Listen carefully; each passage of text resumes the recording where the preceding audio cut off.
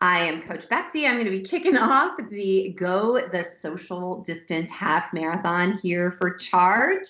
We have a 4-hour live stream. This is kicking off at 9 o'clock Eastern, 6 a.m. Pacific time. Nice math, fast math. I am the official namer of things, or the come up with names of things and let everybody else vote on them here at Charge.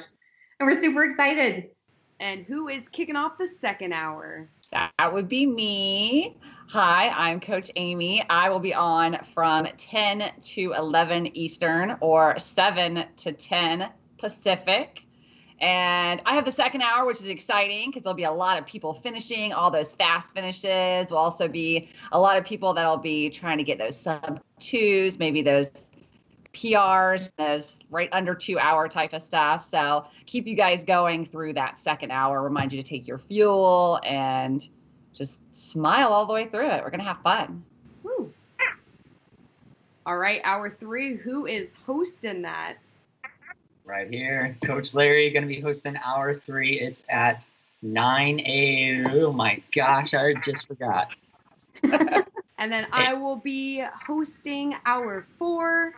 12 to 1 p.m. Eastern. Do the math for your time zone. It's going to be a good time if you want to join in at the end of the race. Feel free to get in some extra miles, or, if you want to sleep in, join in my hour. We're going to have some fun. Go the social distance. You know what I mean? I'm going to run with you, Coach Michelle. I'm coming. You're coming? Yeah. Nice. I'm going to run with you. I love it. I'm excited. Thank you for joining. I might try to join one of your guys' hours.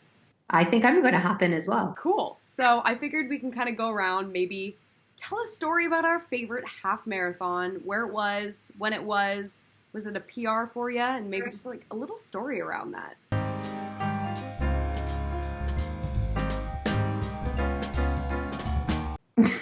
Coach Cheetah up first.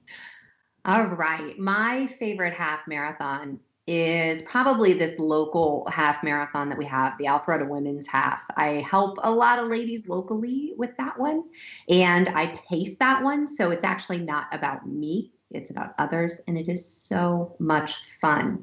It's a pretty great course with a big uphill at the end, like a really big, long hill. And we say, oh, hill, yeah, when we go up that hill, and I just love it. It's in the fall.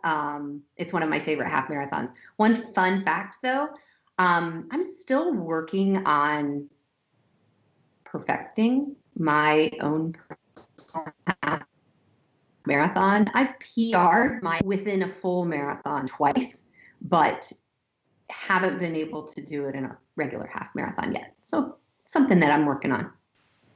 Same. Have you? Yeah. Isn't that funny? I struggle with PRing in that. Oh my gosh, it's hard. I just haven't figured out that race yet. All right, Coach Amy, kick us off.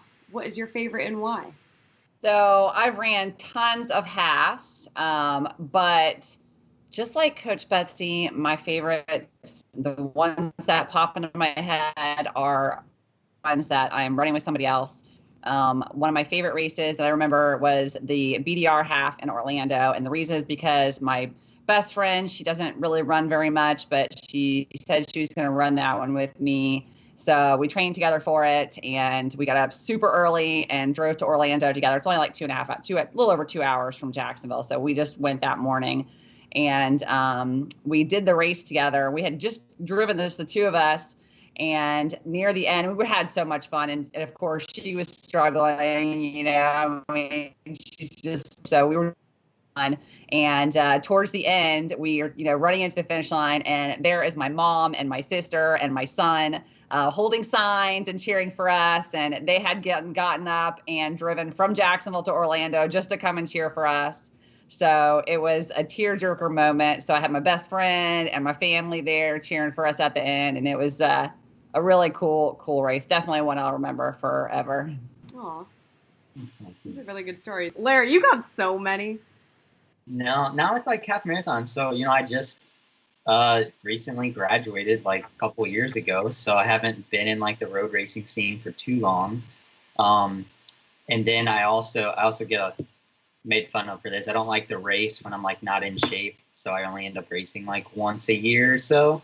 But I don't know, the DONNA half marathon back in February of this year was an awesome experience for me. Just the crowd support is like what blew me away. There was like never really a point where you were just running by yourself in that race. Just constantly throughout the whole 13.1 miles, there's someone. But a little fun story. I don't know if this is like common to happen to people, but this was at the one I did in December, where I PR'd. It was getting warm, and I was like right at mile 11, and I'm running past, grab some water, dump it on me real quick just to like cool off, and I just dumped yellow Gatorade all over myself, and just started burning my eyes, and then I got sticky instantly. But yeah. That's actually really funny because that was part of my story too. My favorite half is the Long Beach Half Marathon in Southern California. I've paced the half with Cliff Bar a couple times, and it was just such an inspirational experience bringing people to that finish line, hitting their goals. But it was also my PR half marathon course back when I considered myself to be fast, and I just cannot figure out how the heck to run that fast again. So, going to use Charge to help me out with that one. But I, kind of like Larry, kind of like your story, I remember I was feeling myself. I was just like going for it. I get to this aid station. Who the heck has red Gatorade? I'm not even kidding. Maybe it was, I forget if it was Gatorade, but it was red and it was awful. And I thought I was grabbing water. And I realized that it was red when I grabbed it. I was like, whatever. I'm just like, I need hydration right now. And it was mile 7 or something. Took it down, missed my face completely, was wearing a white shirt. Just, yeah, it was awful. But it was memorable. What can you do, It's just so sticky. Funny. That reminds me of watching the Olympic trials here in Atlanta in February, because I don't often watch marathons because I'm usually running in them. So I'm only seeing people from behind. And, when you're actually spectating a marathon, you see people from the front. And I'm like looking at everybody's faces and I'm like, what, are they bleeding? What's on their faces? Like they're all dirty. And it's like goo here, down their shirts. So it was a really windy day, wasn't it? The wind was real bad. So it was just blowing it everywhere. It was crazy. Tables blowing over. It's cool because you guys run completely different races than I run. I'm usually on the West Coast unless I make a trip like to Chicago or something. So hearing about your races and just, I don't know, about the course and everything about it is interesting to me. As I usually don't travel fast much anymore. Always just travel for fulls. And then it's like a big production and, it's like there's so much more I feel like you have to get ready and just be prepared for 26 than 13 sometimes. So I've thought about it before. I'm like, I'm just going to go run some halves. And I'm like, well, I'm already going there. I might as well run the full. And then it turns into the full again. I feel like halves are really good to travel and make it a trip because then you can recover. You can go for a lot of walks the next day and not feel like you're completely dead. I think the half is kind of the perfect distance. I don't know. You can train yet stay employed. Totally. It's not like a full-time job. Still be a parent. Yeah. What was that, Larry? I said can still be a parent. Not that I would know. I have a cat. Yeah, half is just like the perfect distance. It is the perfect distance. Yep. I enjoy it. I almost never want to race a marathon because I'm just like content with the half. Have you ever run a marathon? No, just on Global Running Day.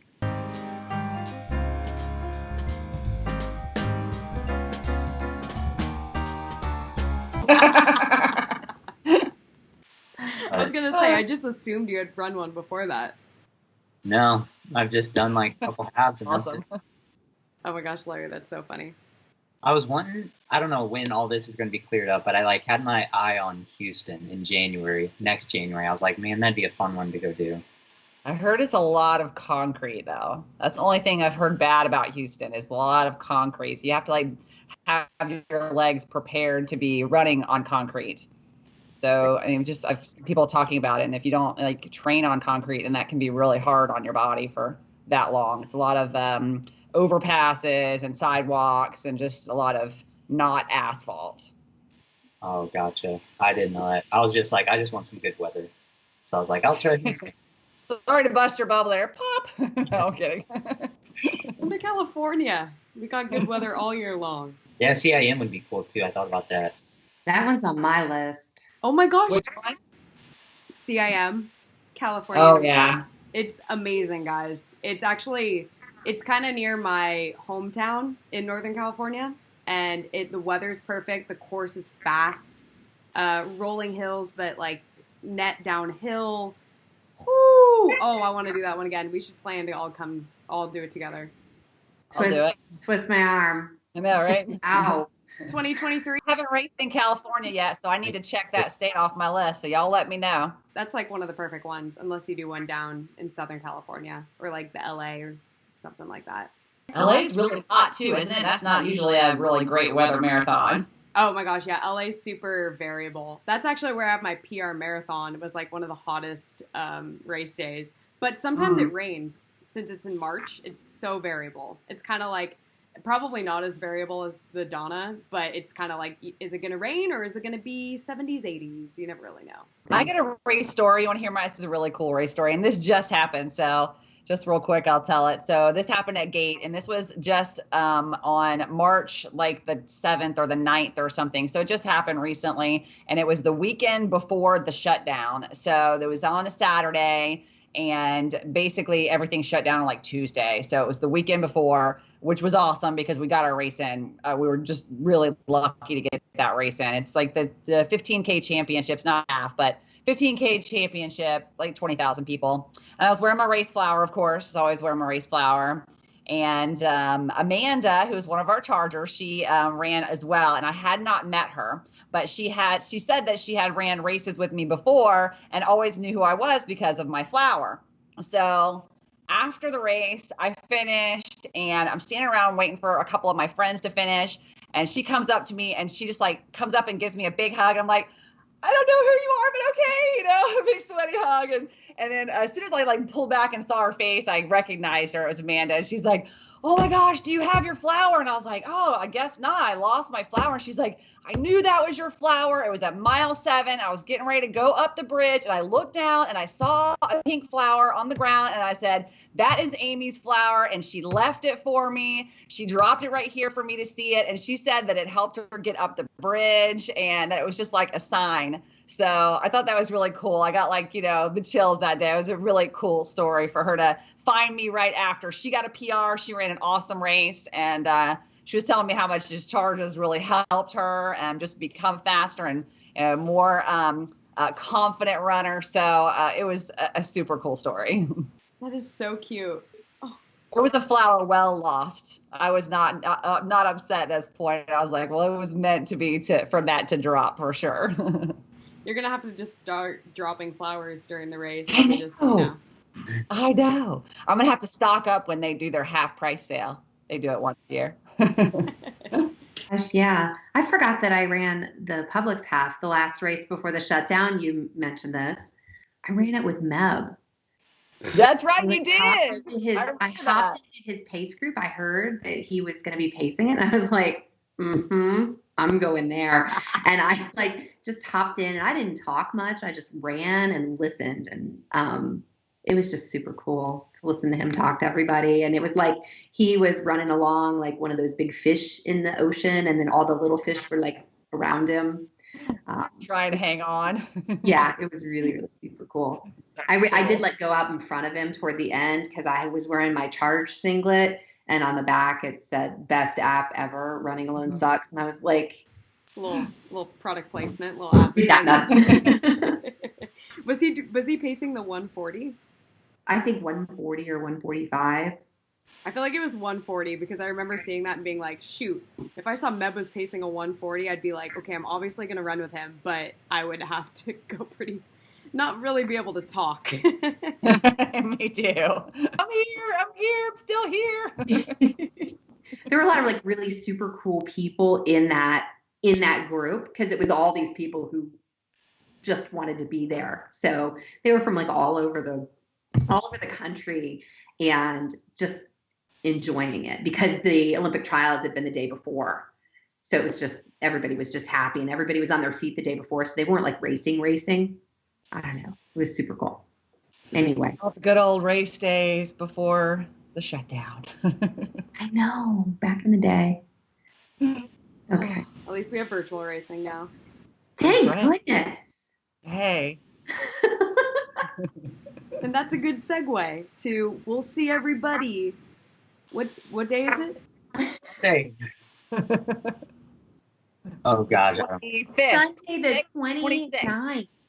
26th. And then we have another one. Should we tease our other one, which is going to be in May? Tease it. The last Sunday in May, the last day in May, the 31st at 9 o'clock Eastern, 6 o'clock Pacific. That. Time zone math is hard.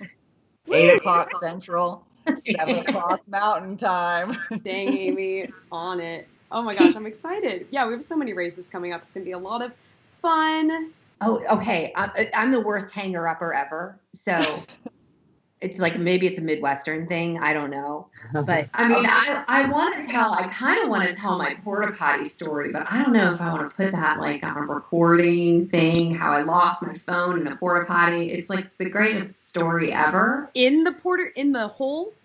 Yes. Oh, Oh, no. man. It was a bad day. Did you get it out? I just have to know.